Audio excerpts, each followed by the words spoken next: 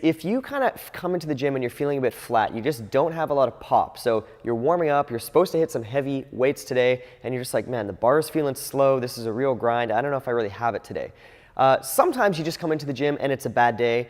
Other times you just need a little bit of extra warm up to get your nervous system fired up so you actually feel better at those heavy weights. So what I recommend is having a weight that, something around 80% that is sort of like your feel-good weight, where it's heavy enough that it's going to give you an indication if it's moving well, then heavier weights should also feel good. And if it feels kind of slow and like a grind, you know that you're not really poised to make a jump to heavier sets like 90% or whatever.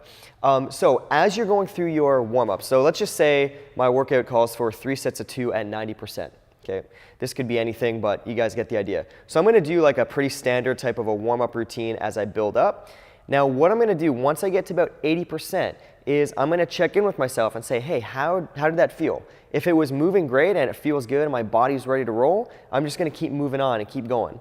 If this did not feel good, I'm going to stop there and I'm going to do multiple sets of 1 at that weight. I might do 2, 3, 4, or even 5 sets of 1 here.